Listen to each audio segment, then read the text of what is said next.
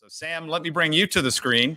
You, of course, need no introduction on your own right, but you were great in leading the search along with John for us, and you have given us a great executive director that we're excited about. Why don't you let us get to know her a little bit? Certainly. Appreciate that. Thanks so much, Cannon. I have to say that it's easier to bring a first-rate slate of contenders to the table when you've got a first-rate client to represent. So it was really a joy for John and me, John Sparrow and me, to be able to take this message to the marketplace. And we engaged in discussions of one sort or another with well over 100 people, actually. And the result is Gina Simpson, who is nearby, I dare say. Gina, good morning. Hey. There you are. Hello. Hi there. Hi. And in the weirdness of working in a pandemic, Gina and I have not actually seen each other face to face in this context, although we do know each other or have known each other in years past. But I didn't know that we were going to have to compete today with the eruption of Vesuvius and the sacking of Rome for attention on the day. But I think the day that we introduce you, the membership ought to rank right up there. Why don't you tell our members how you came to know about the Rotary Club opportunity? Well, a fellow Rotarian of the Atlanta Rotary Club actually told me about the position, but I had spent some time in Atlanta for many years working in the community. I ran Hands on Atlanta for about 8 years. So I knew a lot of Rotarians. And when this opportunity came up, I thought, wow, that just seems like a great fit. I'd love to hear more about it. But I'd also spent time in Honduras and the Galta Valley with many of the Rotarians in service. And I guess that really helped me understand more about what Atlanta Rotary Club was about. Their commitment to service and what you're doing in the community was really a big attraction to me. Well, and I do want to give a shout out to Gray Campbell and Bob Hope, who were on that trip with you, who both of whom recommended that we do our best to get you interested in this, and happily that proved not to be a steep hill to climb. So thank you for that. You mentioned about volunteer service and Hands on Atlanta. I would imagine that working with volunteers has been a theme throughout your career, no?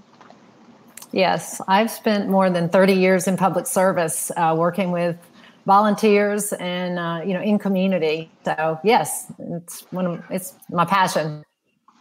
Well, and I should have mentioned early on that when you were a Rotarian in Alabama, you were in Atlanta for most of your career, but spent 3 years in Alabama right before you came back last November, and you were a Rotarian there, were you not? Yes, I was, and I served on the board and many other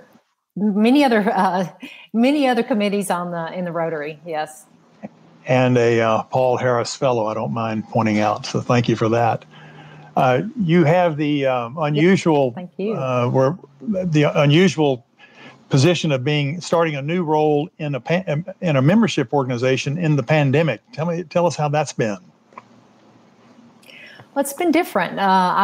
I say that the most different, I think, has been that typically being involved in a webinar or a Zoom meeting is you can be in person or, through virtually, but that's not an option today. So I think that part has really been different, having technologically just being savvy enough to figure out how to make things work. But in addition to that, it's really about communication. I think that getting to know people virtually is different.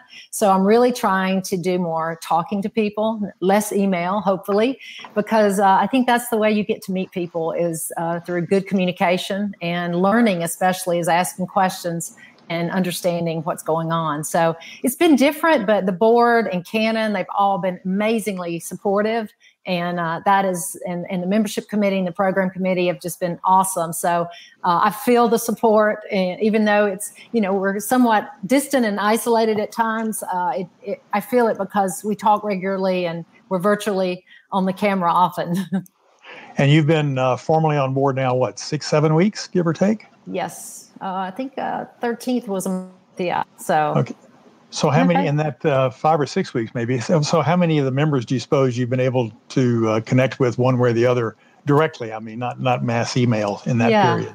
I would say over 100, whether it's been on Zoom meeting or calls. Yeah. And I'm trying to do a listening tour and call people and also get their perspectives. So I look forward to meeting everyone. It may mean that wait till we're all in person, but I'm really having a great opportunity to just talk to people individually. That's been awesome. Only 400 more to go. Exactly. Gina, have you been at this long enough yet to have a sense of your own priorities? Yes. One of the things I'm most excited about is the programmatic impact that the Rotary is having. And that's most exciting. Of course, there's other things that we need to do in getting our systems in place. And financially, is my big priorities right now are making sure the finances are in place, that we've got the audit lined up for this year, that the infrastructure is here to support the members, the membership, and the committee. And, I think there's a lot of opportunity for, refining our processes and how we work together and, making sure we're not touching the same thing multiple times. So the systems and the processes are and the financials and infrastructure are really my key focus right now. And I'm looking forward to working with foundations and really getting more involved in some of the task force committee work. I think that's going to be very exciting. And as we look next year towards strategic planning, it's going to really impact the club and the members. So I just look forward to meeting everyone individually. And right now, thank you for your patience as we really focus on, some of the just key things from the infrastructure that have to be in place. Well, one of the references we spoke to on your behalf commented on your ability to balance the strategic and the tactical. And no surprise that right now the tactical stuff is taking most of your attention. I hope we don't tie you down too much and all that to miss the. No. And what a happy coincidence that the title of today's talk is The Power of Strategic Networking. Goodness gracious! Right. That's what we're now. I meant to start by asking how your family was. Whoops. Did we just lose? Sorry. Meant to ask you how is your family well and healthy? Oh, everybody's great. Yeah, I have 2 shut-in relatives that I spend a good bit of my volunteer time in the evenings taking groceries and stuff. They live in Atlanta area. And that's been a gift, though, to give back. So I enjoy doing that. But my family's good. We got one college student working at home remotely learning. So that'll be interesting. But other than that, everybody's well. So thanks for asking. I did want to say one thing. I wanted to give a little plug and let the members know a little bit, if I could, that we're really working on the website and getting all the member directory current. And that's real important. I want you to know that we're working really close with Mark Adler and Macquarium, and we want to get online pay really soon. So thanks for your patience, but they're working fast and furious. And in a few weeks, I hope to test it and we have that going. So especially when we're all remote, I know we've had a lot of requests. I just wanted to let you know that that's coming, and we're really working to make sure our member data is accurate, and just more to come on that. Thanks. Fair enough. And then to wrap up, another softball perhaps, but how can the members individually contribute the most to your success and to the club's success? Stay engaged. Don't let us know you're out there. If you're not getting emails, and if you're not, and it's hard to say, if you don't see a friend or you aren't talking to a friend that says they're not getting emails, please let me know. It's real important that we know that you're getting information, because not only program information, and right now we're broadcasting, just so you know, the link is on the website and you can go there if you're not getting them regularly. That's a short-term solution, but we really want you to know that we want you to see programs. We want you to know, call me. There's my number and my email.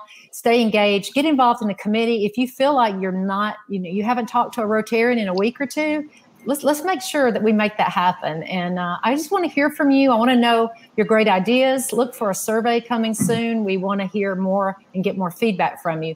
But stay engaged, get involved, talk to your fellow Rotarians. If not on this view, call them up and stay connected. I think they'd love to hear from you, and that's what we're here. So thank you so much, Sam. You have any other questions? No, I think we're good, Gina. Thank you so much. I'm excited for you, and I'm excited for the club, and frankly, I'm excited for Atlanta. So well done. Thank you. Thank you. Thanks, Sam. It's been great working with you. And Cannon is awesome. He's He's my partner that's really helping me through this. No, we speak several times a week, and I always look forward to it. You do a great job of blending, as Sam said, the strategic and the tactical. I can see you already thinking so far ahead, and yet at the same time, the next day ahead. To make sure that, key things we're doing are getting in place. One of my favorite stories, Gina, from when you were interviewing with us, you remember your first interview, something happened with the Comcast service and your video went dark and all we had was just the phone conversation with you. So you were competing against 4 other candidates who had full multimedia. You were just on the phone.